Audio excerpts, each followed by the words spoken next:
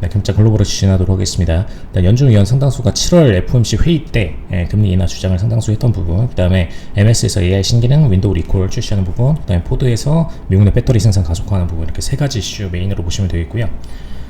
저번 이제 7월 회의 때 FOMC 위원들 중에서 상당수가 즉각적인 기준금리 인하 필요성에 대해서 좀 언급을 했었는데, 그런 부분들과 별개로 사실 이제 9월 금리 인하는 공격적으로 진행할 가능성이 높다. 시장에선 기존에도 이렇게 예측해 왔었는데 7월 FOMC 의사록에서 저렇게 투표를 했던 거를 기준으로 해서 볼 때 더더욱이 이번 금리 인하 때도 더 공격적으로 진행할 수밖에 없는 환경이 됐다 라고 보시면 될 것 같습니다. 그래서 지표 자체가 튕기지 않은 한 9월 기준금리 인하는 확실시 되어가는 기조로 보시면 되겠고요. 아마 이제 0.25% 정도만 인하할 것으로 보여집니다.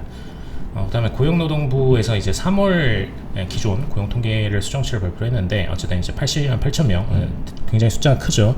사실 이제 고용노동부가 이렇게 수정하는 수치 자체가 흔치는 않은데, 굉장히 좀 큰 폭으로 많이 낮췄고 290만 명 대비해서 30%가량 낮춘 수치입니다. 그래서 고용 현황 자체가 생각보다 그렇게 좋지는 않다라는 부분 참고는 하시면 될 것 같고요. 그래서 이걸로 인해서 오히려 기준금리 인하를 더 본격적으로 진행할 여지가 생겼다라고 생각하시면 될 것 같습니다.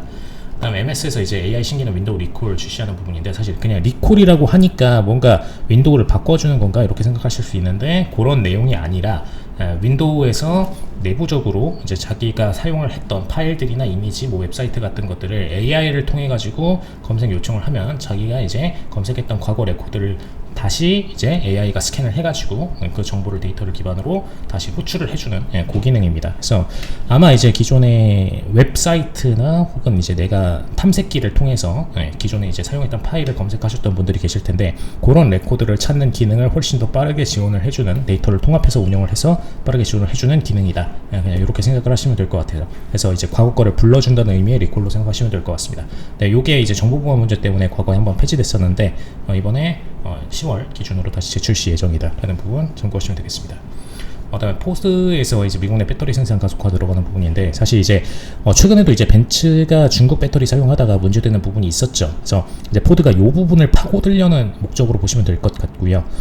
기존에 이제 중국산 배터리들을 계속 이용해서 사용을 하다 보니까 여기서 불량품이 나오게 되고, 그게 오히려 기존의 자동차 업계의 이미지를 훼손시키는, 포드나 뭐 그 외에도 많은 브랜드들이 전기차 차량을 내놓았는데, 그 브랜드들의 이미지를 훼손시킴으로써 오히려 이제 중국으로 인한 결함인데 미국 차들 혹은 이제 유럽 차들의 이미지가 훼손되는 성향이 있었기 때문에, 그 부분을 이제 본인들이 미국 내 배터리 생산 가속화 해가지고 자체적으로 더 결함을 낮춘다라는 그런 이미지 브랜딩을 하려는 목적으로 보시면 되겠습니다.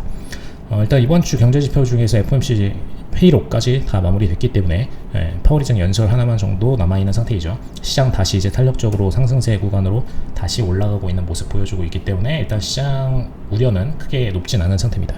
네, 이상 블랙콘 될 것 같았습니다.